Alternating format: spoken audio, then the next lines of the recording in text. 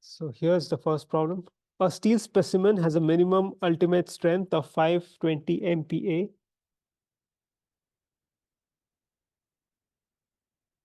So SUT is, this is SUT, and has a machine that's missing a D surface. Estimate the factor K. Okay, so this is a problem which tells you how to compute K. So let's see how to compute Ka. Let's go back to Ka. So for Ka, it's the surface factor. You need A and B. A and B comes from this table. We are told that it is a machined surface. So we need to use second row here. Okay, second thing is we are given the ultimate strength in MPa, 520 MPa. So we need to use this one for A and this one for B. Okay, so from the table,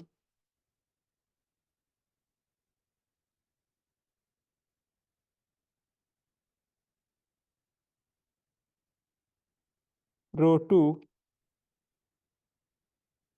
we can compute, we can see that A is 3.04, B is minus 0.217, SUT is given, it's 520 MPa. So Ka is simply A times SUT raised to B.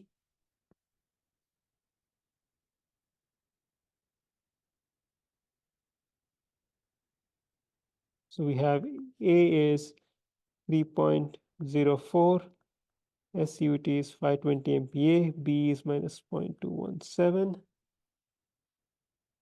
Okay, so if you do the math, you get Ka equals 0.78. Okay, so once you have that, well, that basically finishes the problem because we just had to compute Ka. But once you have that, you can then compute Se as Ka times Se prime. Okay, that is, if you want to compute the endurance limit, this is what you'll use. In the absence of other factors, other effects, we'll assume the other effects have no effect because you're not given the other effects, and you just compute Se using this formula. It's not asked here though.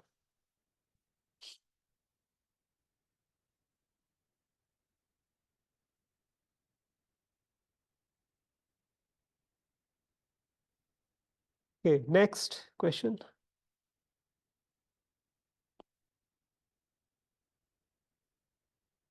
A steel shaft is loaded in bending.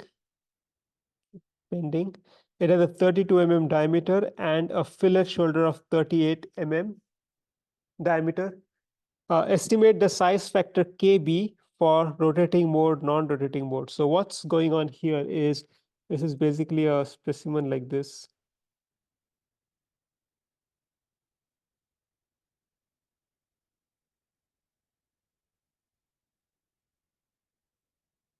This is 38 mm. This is 32 mm. We are asked to estimate Kb for rotating and non-rotating mode. So let's do it for the rotating mode first.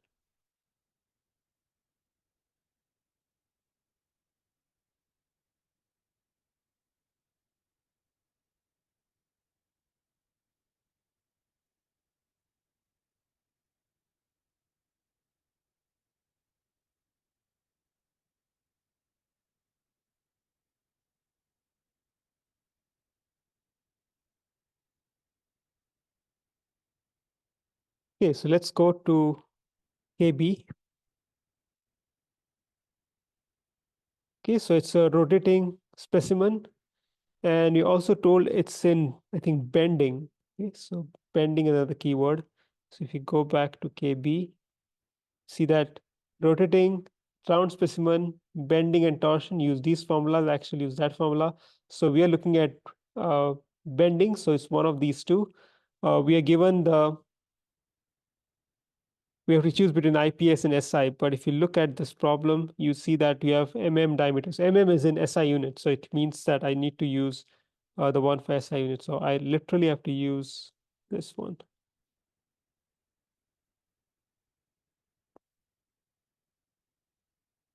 So let's paste it here for reference.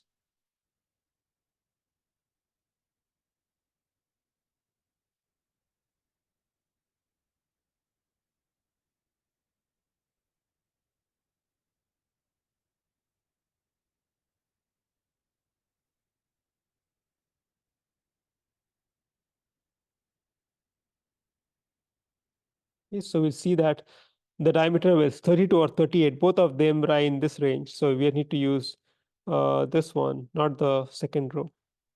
Okay, now we have an option. We can use either 32 or 38. Okay, so if you use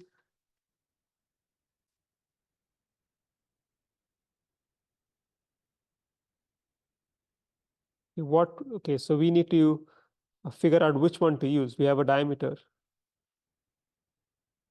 So if you use 32 we get kb equals 1.24 32 raised to minus 0.107. If you use 38 we get kb equals 1.24 38.107. Yeah, let me calculate those. Okay, so since SE is KB SE prime. Okay, so if SE prime is going to be the same, if you use KB equals 0.85, it will give you a larger SE than KB equals 0.84. So I would be more inclined to use this one because it underestimates but it gives you a lower bound for SE. So I would use this, but that's not what I have in my notes. I need to figure this why I used 32 So this is what I would use, and the only reason I would use this is because when I put 0.84 here, I get a lower value for SE than if I use 0.85. So I'm not overestimating the endurance strength of the specimen. Okay, of course, it depends on loading. I'm assuming that when I'm loading this, both pieces are both things are rotating, and the one which is going to give you lower value of SC is the one which has lower KB. So this is what I'm inclined to think, but I have solve for SE with that on the ideal curve that SE be use a 38, it would be a tad bit lower, giving it more into region 3 versus if you use the smaller one, that SE is going to be a tad bit higher. So with this value, you will get, let's say, with 0.84, let's say SE prime is 1, just for a second. So 1, you'll get 0.84 with this one. And for this one, you'll get 0.85.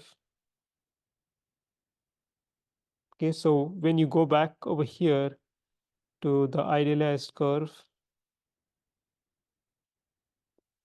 1 will be here and 1 will be here. So 0.855 will be here, 0.84 will be here.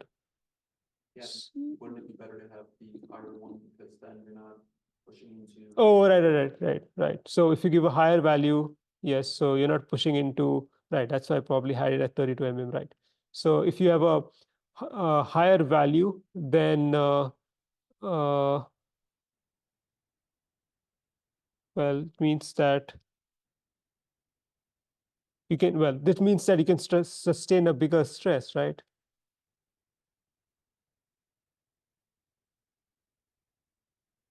Like, let's say that it fails at 0.85. So would you go for 0.84? So you'll always load it with a lower stress. you don't want to overestimate how strong it is. So I would be more inclined to 0.84. That's what I was thinking. But I don't know. I have to check if what you said is right, which is, uh, would you go for? But my hunch right now, I'm thinking that this is good, but this is what I have in my notes. So I have to check.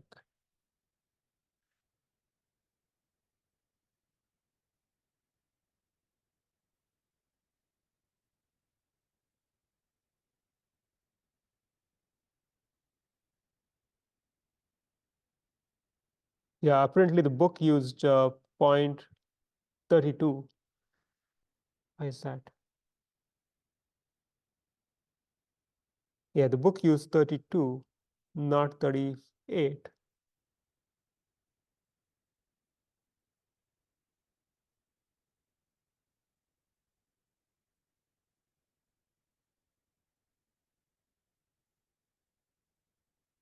Okay, I think it's nothing to do with that. So I think what's going on is that my interpretation of the question is wrong.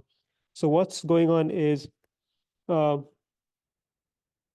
I think the shaft is 32 mm. So like a big thing, which is 32 mm. And then there's a small fillet like this. Maybe this is clamped like this. This is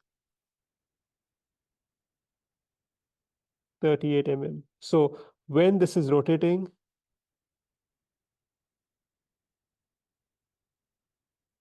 you are you need the endurance of this part and not of this part. So it just doesn't, it means I really don't need to calculate this because this is the piece which is going to sustain the load. So I think you need to use 32, not because which is greater, but because of the way the setup is. So, so this is the answer. At least this is how I interpret it. Not this, sorry. This is the answer.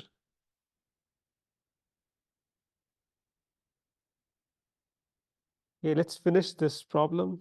There's one more part left. The non-rotating mode. Okay, so in non-rotating mode, what you need to do is, let's go back, you need to find an equivalent diameter. So non-rotating mode, there is this whole theory which I will not talk about, but it basically have to compute an equivalent diameter and then use the right formula. So if you go back, well, if you could also read it off here. So here we have a round specimen, so we need to use an equivalent diameter of 0.37d. So what we'll do here is for Q2, for part 2, we'll first convert an equivalent diameter. It's 0.37d.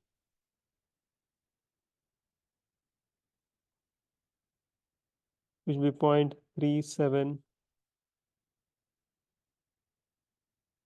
times 32.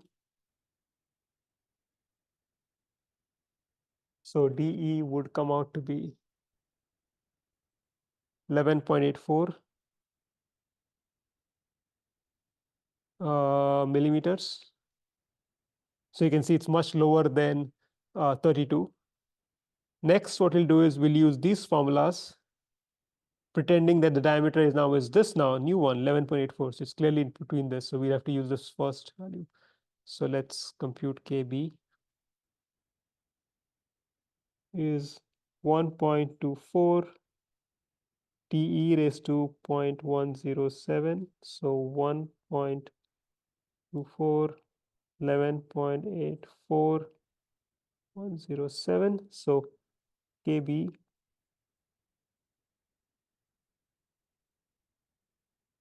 comes out to be 0.95.